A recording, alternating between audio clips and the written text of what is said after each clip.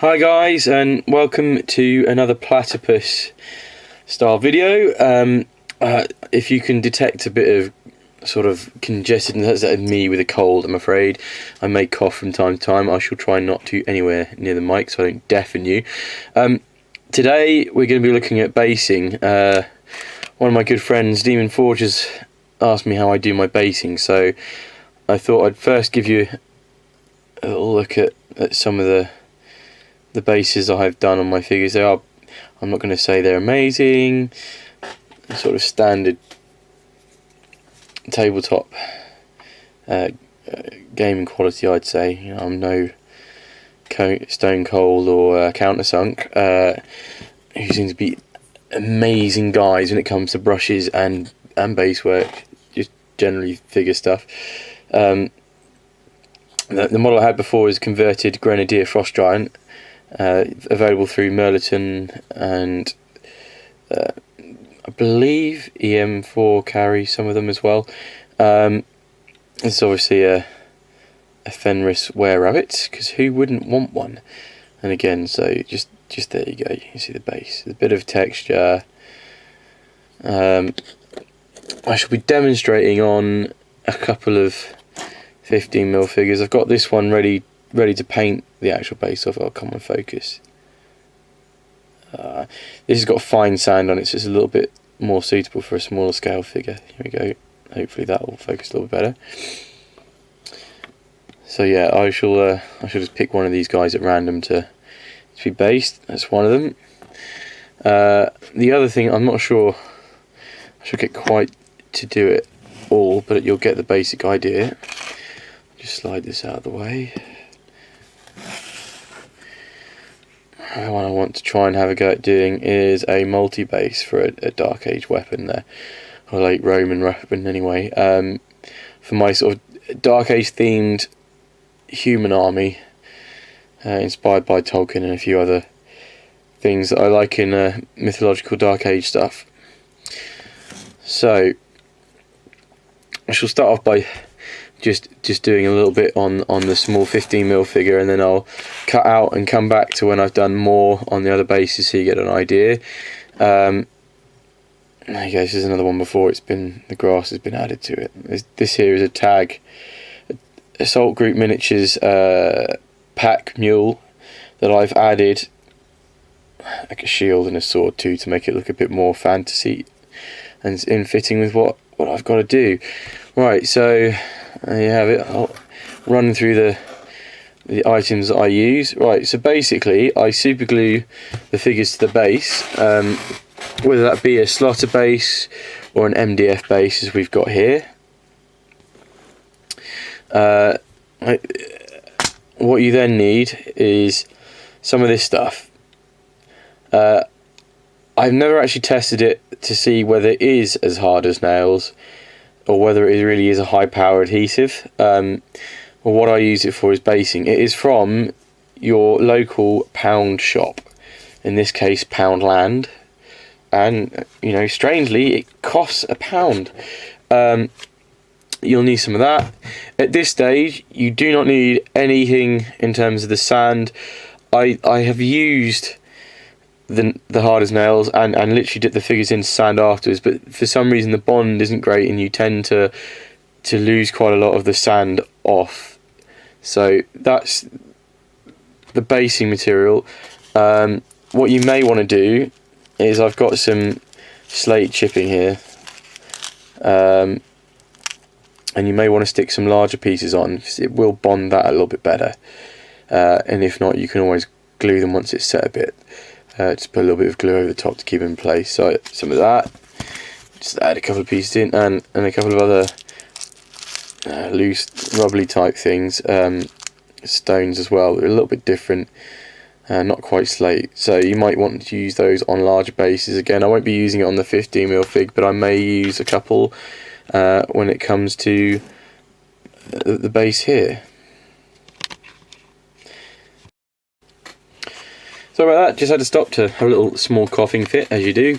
The other thing I tend to use is one of these. Now, I'm pretty sure everybody knows what this is. This is a lid of a Pringles tube. I dare say there's other equivalent, like potato chip if you're American, or crisp manufacturer if you're English, or from the UK, should I say, British. And I use it as a palette. It's I use it for the hardest nails, the palette basically. Put a bit on there. It's a bit more controlled that way. The other things I use, I have a coffee stirrer, one of my favourite universal tools.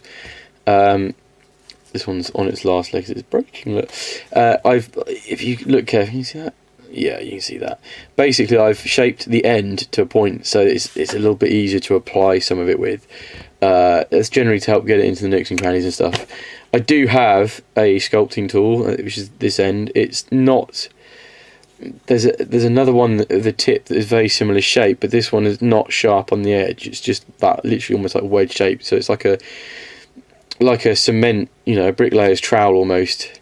Again, that's exactly kind of what I use it for the finer parts that I'm struggling with the coffee stirrer, and then obviously a bit of a paper towel just in case you need to wipe the tool off, because sometimes this stuff dries a little quick and it can get in the way as you lump in more on it. Right, so I shall just get going. Move this out of the way so you can see exactly what I'm doing here.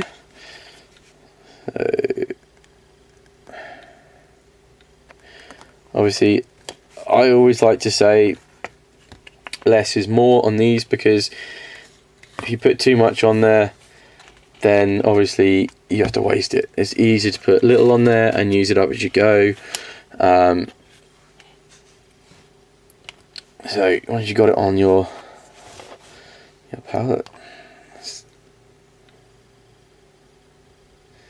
so you want to start whacking it on around. I've not quite put enough on there, as you can see.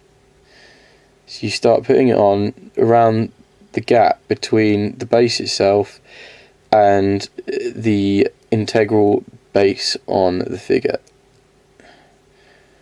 You're basically just filling that gap in. Now, you can build it up, or you can try and make it as thick all over. I tend to like to build it up towards that, so that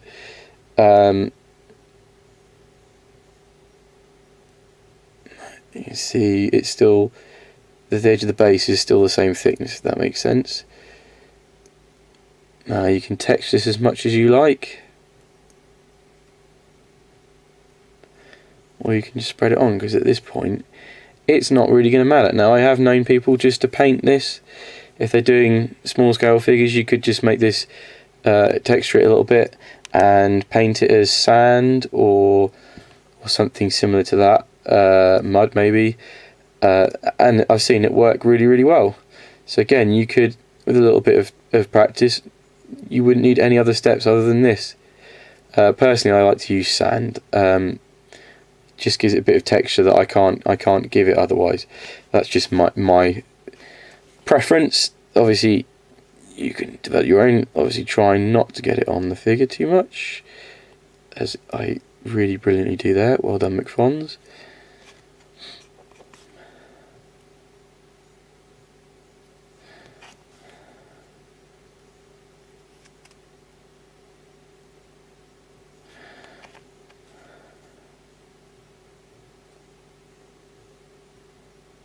There you go, simple as that. I have literally just done that guy, and it's taken me, well, not that long at all really.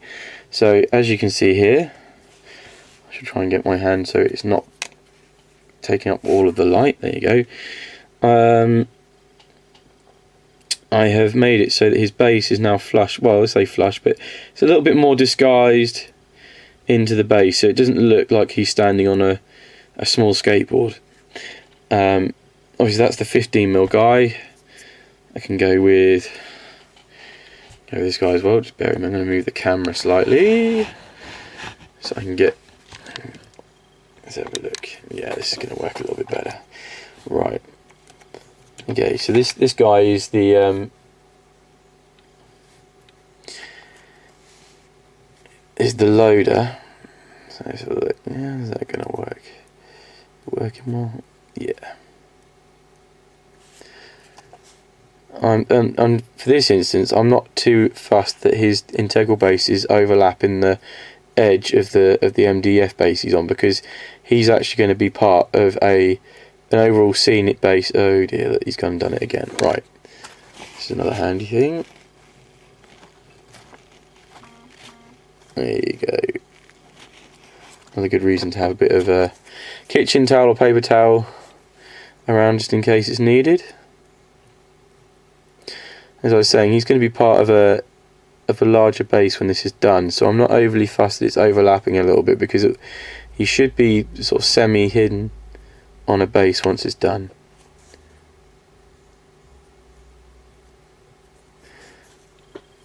You might see me get my hands dirty. I don't mind.